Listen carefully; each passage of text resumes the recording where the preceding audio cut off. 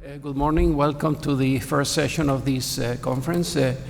Before we get started, let me just say that my name is Rafael Repulo. I'm the director of CEMFI.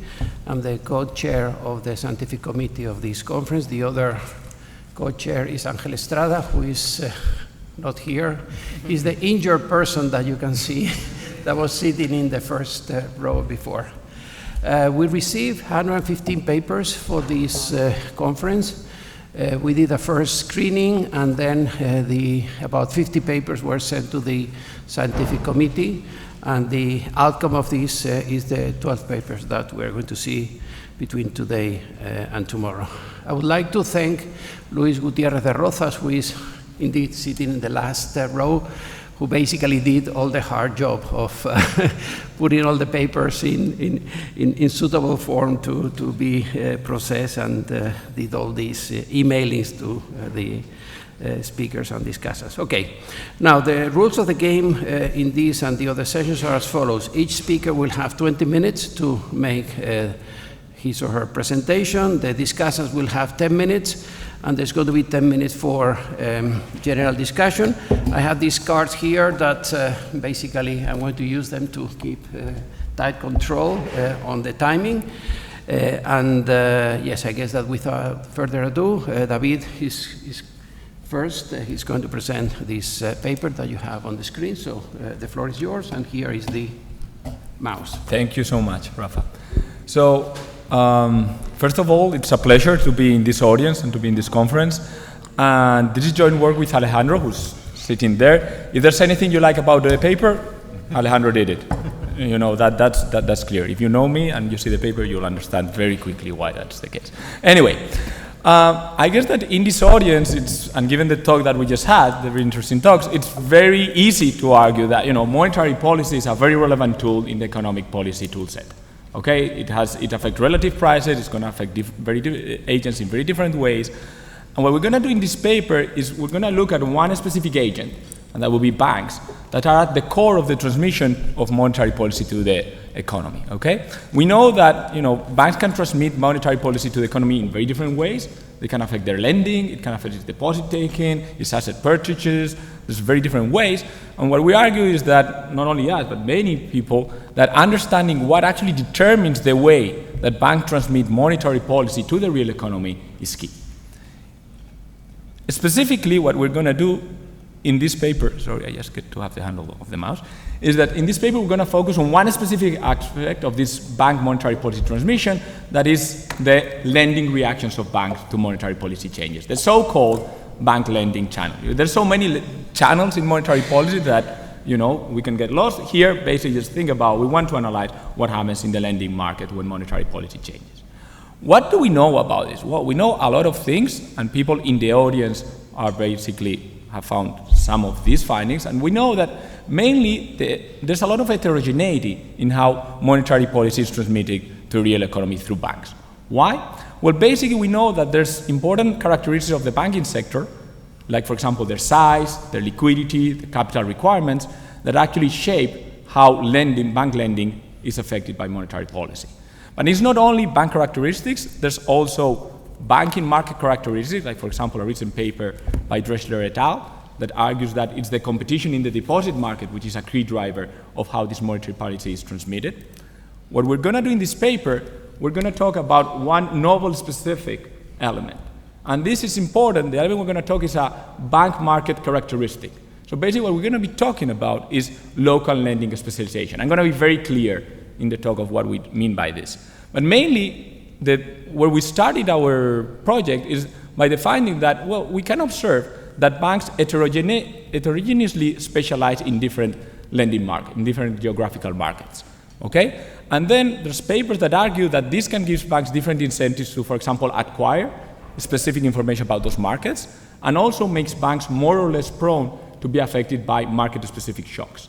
What we argue is that because of these different incentives, banks can then react differently through their lending to monetary policy shocks in each of these geographical markets. And that's what we're going to deep in today.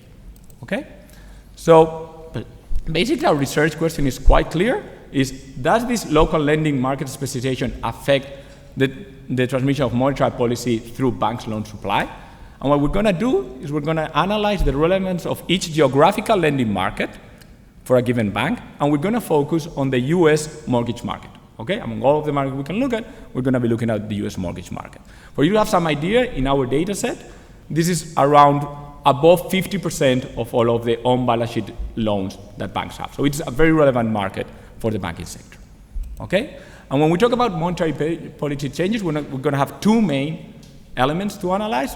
For the most part today, we're going to talk about actual changes in the Fed funds target rate, and then we have some robustness, and I'm going to give you some results in which we try to take more exogenous shocks to monetary policy, like for example for Jarinsky and Karate, or shadow rates, and I'm going to give you some glimpse of what happens when we use that. Okay? The main story is that the things seem to go in the same line.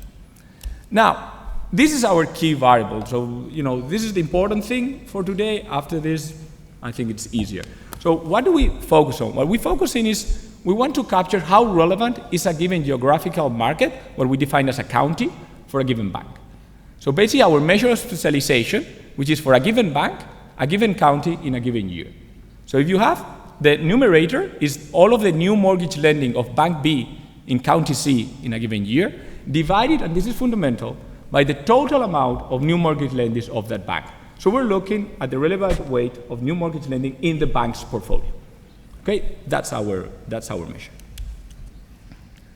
Now, a very simple example, think about a bank that is lending only in two markets. In one market, lend 9 million new mortgages. In market B, it's 1 million new mortgages, while the specialization variable for that bank in market A would be 0.9, for market B would be 0.1. If you want some more realistic numbers, this is, for example, Bank of America in 2016, and if you look here at Los Angeles County, that would be a specialization of 0.12. That's the highest for Bank of America. And if you go to Santa Clara, that would be a specialization of 0.06. But of course, what we're going to build upon is the heterogeneity that happens across banks.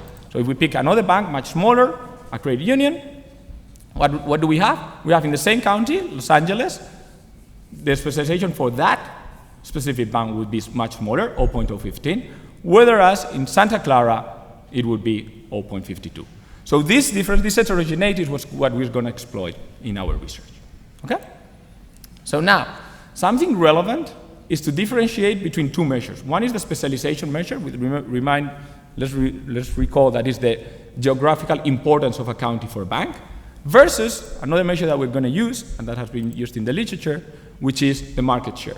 Market share captures a different thing. It's how different is a bank for a given county.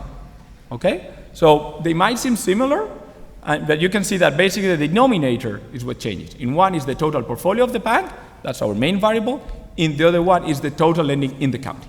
Okay, and that's very clear, and it's very important to have them separated. Okay? Anyway, and here's just an example that gives you some idea of why this is different. Now, what do we find, basically? We have two main sets of findings. First, from a microevidence, what we find is that after a reduction in the Fed fund rates, banks are going to increase new mortgage supply growth by more, where in counties in which they were previously more specialized. So that those countries were more relevant for the bank portfolio. Okay, and this is relative to what? Relative to two main things. To other banks that operate in the same county. So we have this within county fixed effect, and also relevant to what the bank is doing in other counties. So we have this within bank estimation. Okay, for you to have some idea about the economic magnitudes, think about a 100 basis point decrease in monetary policy target rates, and think about a change of 1 standard deviation in the specialization. So basically what we find is that there's a higher mortgage supply growth of 54 basis points. Okay, so that's the magnitudes that we are talking about in this paper. Okay? Now, what we argue is that this microevidence can have important aggregate results in two levels. One is at the county level or regional level. What we find is that indeed counties that are more exposed to the specialized banks actually see an increase in new mortgage lending, house price, and then also smaller in wages and employment. Okay, so we see suggestive evidence of a transmission to the aggregate real economy at the county level. And also, we find that there's evidence of an impact on overall bank portfolio reallocation. So Because if we find that after a reduction in the Fed funds rate, banks increase the specialization. That means that they are more exposed to regional shocks of a given county. Okay? So in a nutshell, that's the findings we have. We then, and this is the less developed part of the paper, we want to analyze a bit deeper into the mechanisms, and we argue, and we built that simple theoretical model, which I'm not going to have the time to present, sorry for that, that basically we argue that this can be driven by market-specific information acquisition shocks. And we basically use a proxy that is the distance between the headquarters and the county, and show that basically this distance is a good predictor of what I just told you about. So we argue that maybe this informational cost transmission can be at the core of what is happening here. Now, what we argue is that we are adding to mainly two strands of literature. One of them is this huge literature on how monetary policy is transmitted through the banking sector. And what we add there is a new variable, this local bank specialization. And another one that I think is important is a literature that talks in general about bank shocks, not only about monetary policy, but in general about how banks transmit shocks. And this is where the market share variable is important, because there's a very nice paper about Janetti and Saidi that argues that banks, by having a higher market share, can internalize more negative externalities. What we do is we take that idea and bring it into the monetary policy literature. Say, well, if monetary policy is a shock, then this variable can be relevant, and you will see that it's actually also relevant for transmission of monetary policy. Okay? And let's skip this one. Perfect.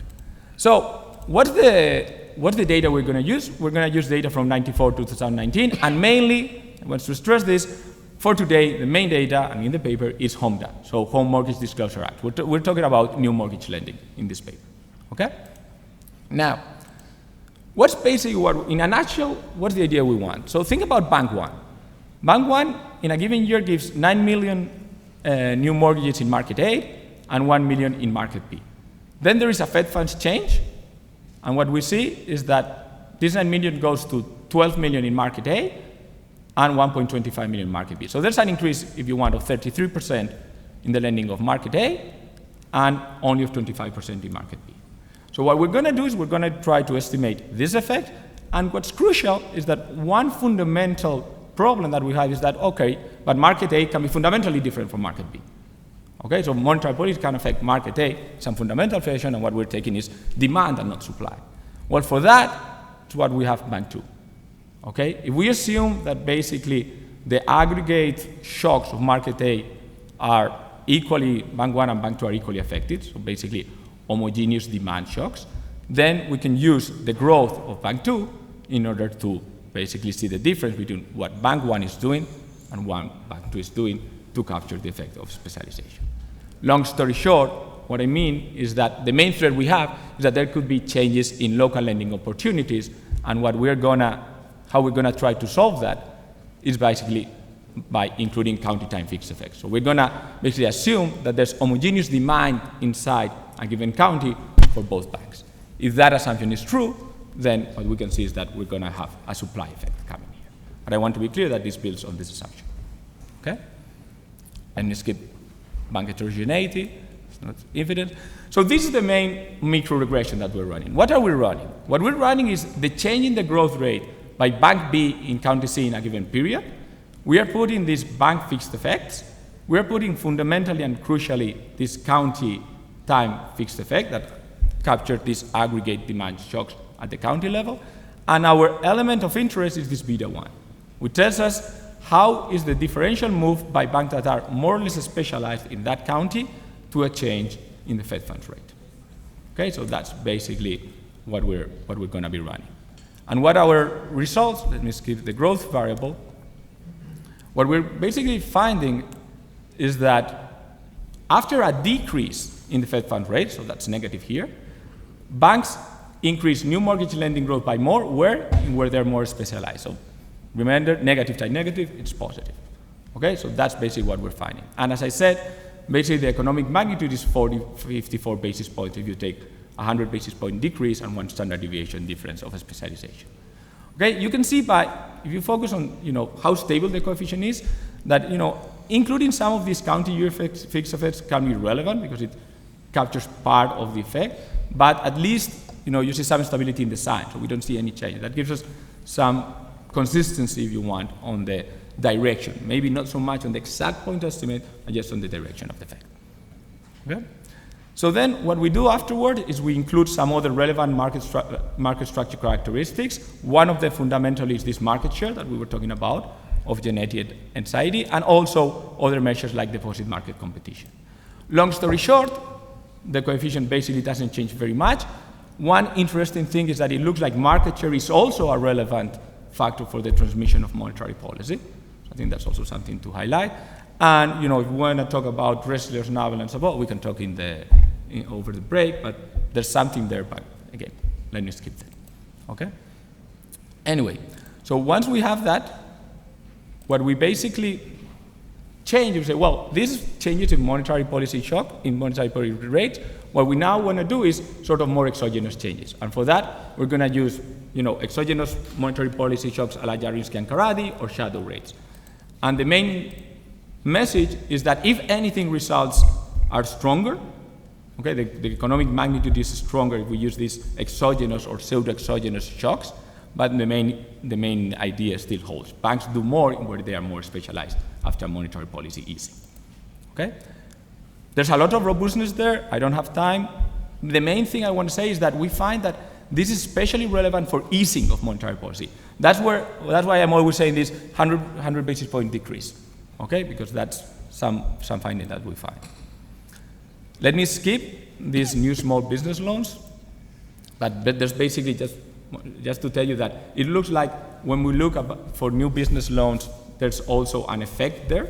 But here, we want to be very clear that we think that other elements like industry specialization that have been talked about and some people are analyzing is very relevant. We haven't done it, so this is just sort of a teaser.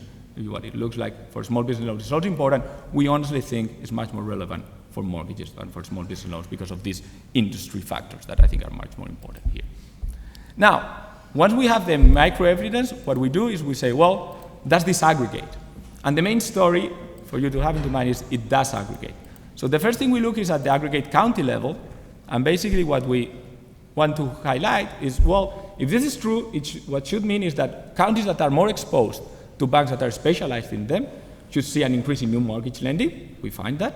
Then this should affect probably house prices. There's papers that show that credit is a determinant of house prices. So we find that there's also an effect in house prices. And finally, if we think about this collateral channel of house pricing and entrepreneurship, well, if house prices increase, collateral increases, there could be an effect in wages and employment. We find some effect, to be honest, not super big, okay, but some effect is there. So long story short, that's what we do. Here's the example. Basically, this gives you an idea of, how different markets are exposed to this specialization channel, and basically our result is here. We basically find that indeed, counties, now we're at the county level, counties that are more exposed to specialized banks see a higher increase in new mortgage lending growth when there's a decrease in Fed fund rate, see a higher increase in house price index, and a bit of a higher increase in wage and employment. So we think that this aggregates. Then, this is robust to other measures, like monetary policy shocks, different measures of the growth variable, etc. And what we then analyze is, does this have implication not only at the county level, at regional level, but also at the bank level? Does this change the specialization of the bank?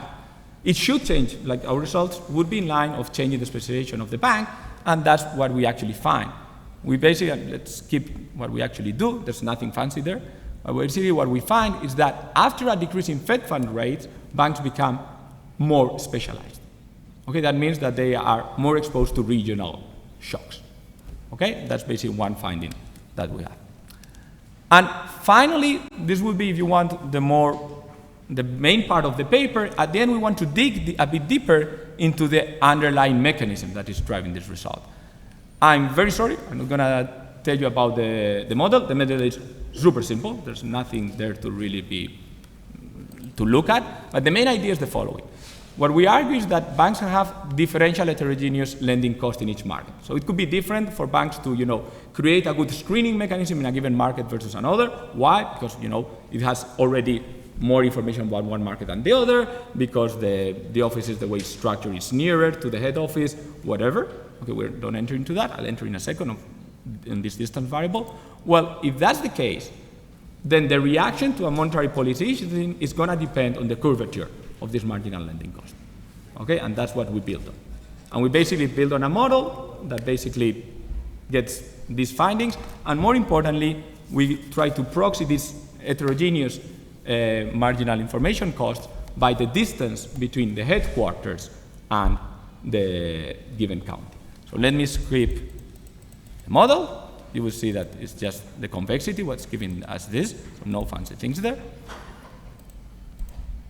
This is more relevant. So what are we doing? Well, we're basically going and we're going to take a proxy following some papers in the literature that says, look, if a county is further away from the headquarters, then it might be more difficult to transmit information to the headquarters. And hence, screening mechanism and other issues might be less tied to that market. So what we do is we basically first show that indeed, counties that are further away from the headquarters are counties in which the bank is less specialized. So that happens. And then we have sort of a very crude, reduced form type of IB, if you want. We just put distance instead of a specialization in our regressions and find that the results hold. What does this mean? The sign flips because the further away you are, the less specialized you are. Okay, that's why the sign flips. But basically what we find is that counties that are further away from the headquarters actually see a lower increase in new mortgage lending growth after a decrease in Fed funds rate, and then this aggregates then at the aggregate county level and at the bank level. Okay? I have 1 minute, so let me just finish. Basically, what we do with this paper is we want to propose a new variable that tells us about how monetary policy is transmitted through the bank lending. Okay, this is important. This is inside this lending channel of monetary policy. Well, we argue that bank county specificities, which can capture things that, their screening costs or their other type of lending costs, can be fundamental for this transmission. And we provide evidence consistent with this being the case. This is important for multiple things, but for example, it's going to give us some information of, how important are regional shocks for the banks. Well, this is going to depend on the level of monetary policy and the specialization of the bank. And it's also going to tell us, well, how is monetary policy going to be transmitted? Well, we know that if the county is more exposed to specialized banks, monetary policy is going to transmit it, if you want, with a higher tension there than in other markets. Okay? Thank you very much. Okay, thank you. Let's move now to the... Let me make sure that Okay, so Christian Huffinger from ESF Business School is the discussant. So, first of all, thanks a lot to the organizers to invite me to discuss this interesting paper by Alejandro and David. So the punchline of the paper is basically that banks specialize more in response to reduction in interest rates, and they show this at the county level, at the bank level.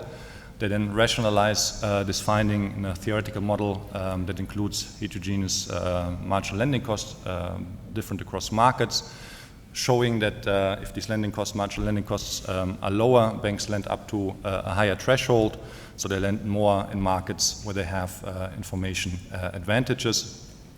Then go on to show that banks increase lending relatively more in markets in which they have a large presence, and therefore these information advantages. So the first comment that I have relates to these mechanisms. When I read the paper, what jumped to my mind is that there are other alternative mechanisms, in particular risk shifting, that could also be consistent or are consistent with the empirical findings. How would this work? So we know lower interest rates imply or are associated with lower net interest margins. Lower net interest margins, on the other hand, yield lower franchise values, and it's very well established that lower franchise value could lead to higher risk taking. In a portfolio setting, so I had a figure there, but in a portfolio setting, a lower franchise value implies that I double down or potentially have an incentive to double down on markets to which I'm already highly exposed. If on the other hand I have a high franchise value, I might be more inclined to diversify and go into markets where I'm less exposed to reduce potentially default rates.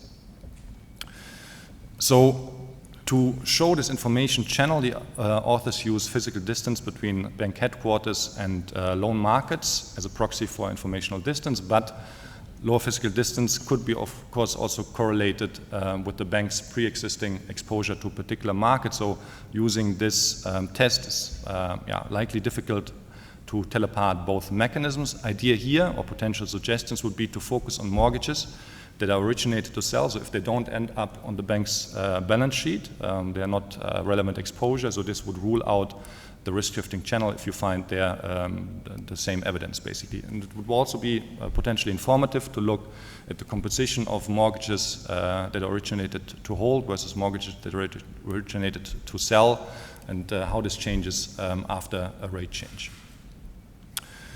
In general, understanding the mechanism, I think, is quite important, especially for policy implications, because if it's driven by risk-taking, it's mainly bad. If it's driven by marginal lending cost, at least there are some elements that are good in the sense that it might be more efficient if these banks go into these counties. A second mechanism that I put alternative, but alternative in parentheses, because in the end it's very similar to what you had in mind, but it changes the marginal lending cost through a slightly different driver. So I was wondering in general how different information on soft information across counties, especially if they're close, is actually in the end at standard retail mortgages, and it's mostly by now automated processes. Fintechs, one hint, fintechs is going into this market and gaining market share. Another plausible mechanism that I was thinking of is like the cost structure of banks, fixed versus variable costs. So consider two banks, one having a lot of branches, lots of staff in a particular market, the other one 10 times less. If interest rates are high, this means mortgage demand implies a low mortgage demand.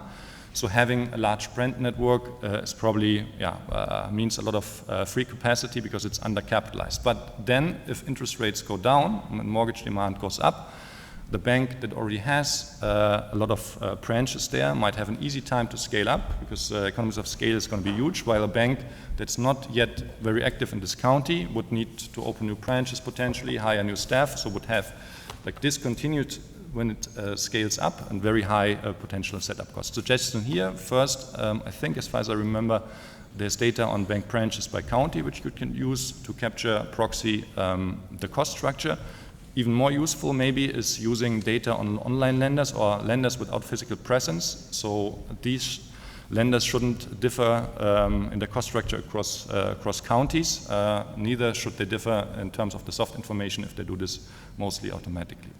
So I'm going to skip identification strategy, basically the same picture as, very similar picture than the two of you.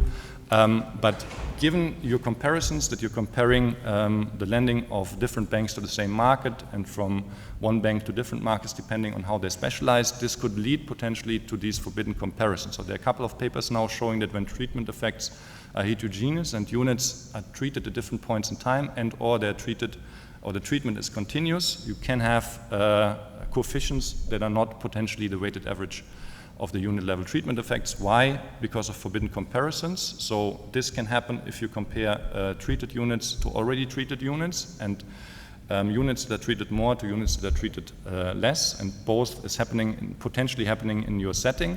And this can lead to significant drawbacks, the extreme one being that you end up with actually opposite signs of the actual individual treatment effects. But there are a couple of tests checking whether this is actually a problem. One is this paper that I have over there. So the second comment about the empirics relates to the size of the counties, which of course varies a lot in the US between 10 million LA County, then have counties with 57 people living there. And in general, the effects of interest rate changes on mortgage demand and supply might be quite different in urban versus rural counties. And this might be a problem for your measure that you use at the county level. So there you're employing the county's exposure to banks that are specialized. You talked about this measure, but it's basically capturing the size of the lending in a particular county versus its overall lending. And if, of course, if you're a larger county, you might have a larger measure there. And if you aggregate it up, you end up with potentially having this at the county level, higher larger measure for larger counties. So potentially there might be an issue that you're comparing this interest rate effect on mortgage supply between urban and rural counties, but there's an easy fix if you just control for county size and the interaction between county size and interest rate change, you can rule out this. The last one, just quickly, so I was a little bit puzzled about this coefficient of your spec variable, which is negative here. Was wondering what is the economic rationale about this, and then I was also a little bit puzzled about the calculation of the economic magnitude. So you're using basis points or 100 basis points, but if you look at the delta in interest rates, which we see over here, it seems to be expressed in percentage points, at least for basis points it seems quite low, so I was a little bit not sure what to make out of this, which potentially has implications for also the joint or the size of the coefficient of the joint effect. Some minor comments, the most important one just for the sake of time, your setting is quite nice, but it allows to even be more stringent on the fixed effect side. You could include bank-county fixed effects, which then absorb all time invariant bank-county relationship heterogeneity, making the identification even more cleaner. So let me conclude. So in general, I liked the paper a lot, enjoyed reading it a lot. Why did I like it in particular? So I think we need more papers like this, studying the risk coming from concentrated exposures, which in my view are more important than looking at idiosyncratic lending to riskier borrowers. So that we have the examples of the Silicon Valley Bank, Signature Bank, all very exposed to particular asset class or particular clients. And so far, empirical banking often tends to analyze risk-taking more with the view, not the portfolio view, and not taking into account pre-existing exposures, but looking at whether you lend to a particular borrower that might be risky or less risky. But if you don't look at the pre-existing exposure, this doesn't tell you much about whether this lending is actually risky or not. So yeah, more papers in this direction, I appreciate a lot. So thanks a lot again. And okay, well. Thank you very much, Christian. 2 minutes to respond, and then we'll move to the general public. Perfect. Awesome, Christian. Thanks a lot. I just can say that I agree with all your comments and also with some that you didn't speak. So, but let me just try to address something. Risk shifting, yes. I mean, it's a main element. Let me tell you that, you know, with some person that's also on the table next to between you and me, we actually have this idea that maybe, you know, maybe under some circumstances decreasing monetary policy rates that not need to increase risk taking. But let me tell you things that we did that seem suggestive but not fundamental of a risk taking channel. We actually looked at different capitalization rates of banks. We see more capitalized versus low capitalized. We didn't see fundamental changes.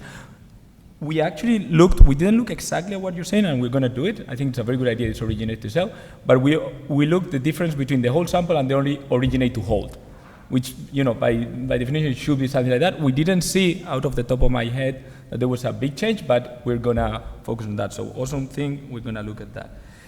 Now, I think it's a very good idea to use branches. We looked at some point if there was a branch or not, but not so much at the free capacity, you know, the number of branches. So maybe I think that's a very nice idea to do. Honesty first.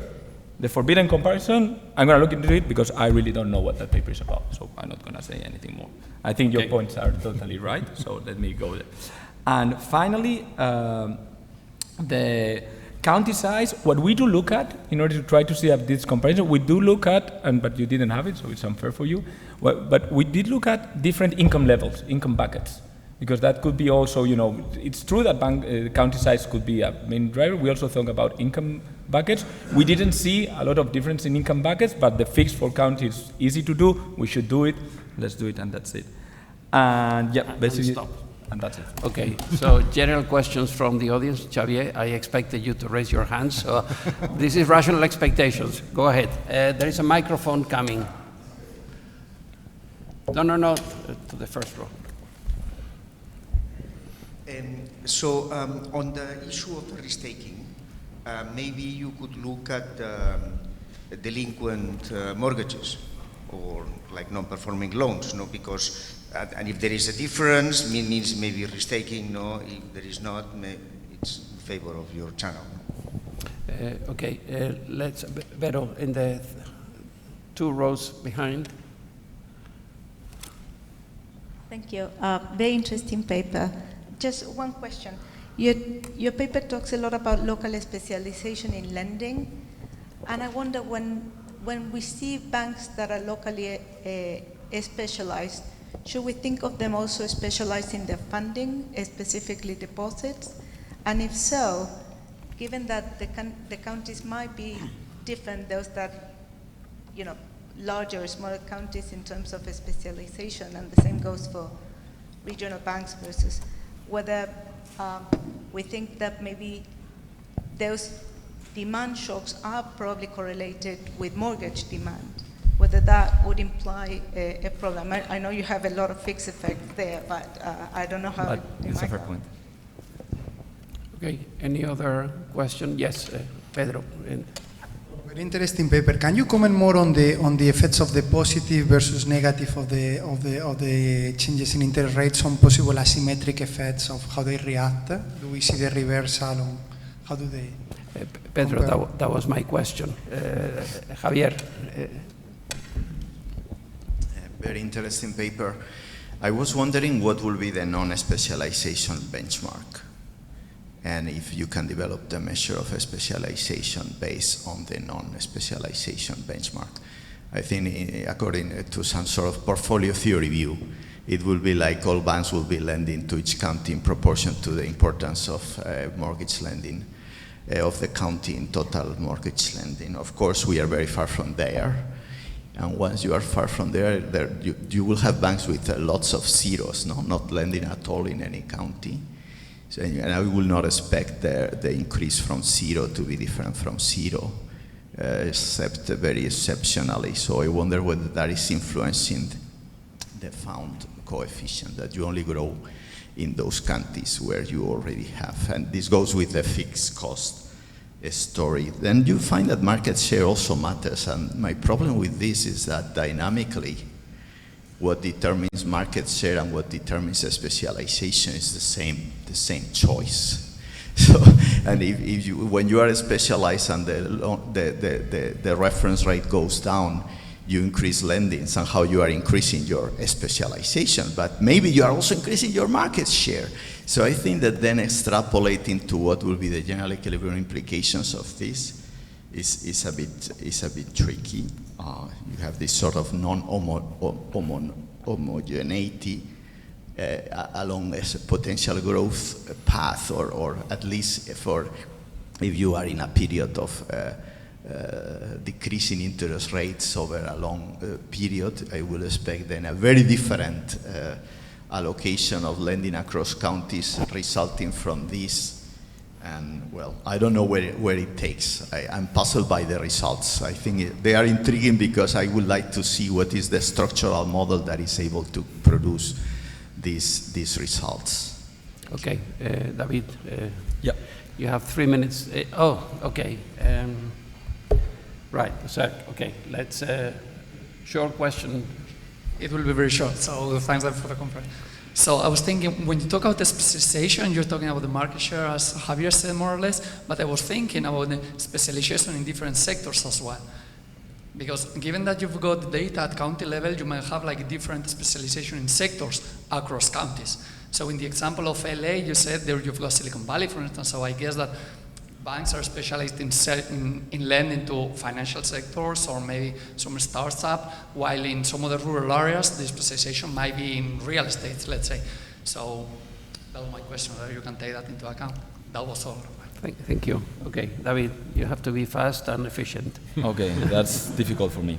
Anyway, Xavier, yes, we can look at the liquid mortgage. I think it's a good idea. Let's get back to this risk-taking. Basically, the main thing is I think it's important, and I think Christian pointed out. One thing is that if you want the micro risk-taking, like what happens with one given thing, and the other thing is the correlation. And I think that's something also that has to be taken into account. But yes, we should look into that. Veronica, yes, I think that indeed it could be due to different there could be a relation with different exposure at the funding level. That's what we try to capture, but maybe we're wrong with this assumption that basically banks are free to reallocate funds across a given, across their given markets. So then that should loosen that constraint. But indeed, there's some debate about how that can be done or not. And so that's what we do. Let me just leave it at that, okay? Because I don't have time to enter. Pedro, asymmetries. What I can tell you up to now is basically that we find that the effect is, I think, I don't want to get into numbers, but much larger in monetary policy easings than in tightenings. But there's one important effect. In our data, easings have been much more disruptive because we don't have the latest increases. So there could be also an issue there about the time dimension that the data doesn't allow us to really tease out. So I want to be a bit careful about that. Okay, but I want to highlight that. Javier, long story short, yes, we do take into account entries, exits, zeros, all that. That seems not to be the driving effect, so that we control it. The other part, I would love to do it. I would like to have a structural model that is able to explain that. I don't have it as of now. I do disagree with that it's the same force what's driving a specialization that market share. Rafa is not going to allow me to implement this. It's true that it's the amount of lending, but it's not necessarily the same. And that's the simple example. Like you can specialize in one market, lend more there, but someone else can specialize much more than you. So that's decreasing your market share. But still, well, we talked to yes, I would love to have the structural model. I don't have it, so let me just shut there. And Adrian, finally, industry-wise, that's what we try to control with the counterfeit effect. Our main argument is that there's not a big change from year to year in Silicon Valley's industry specialization. Because of that, we try to tease out with that counterfeit effect.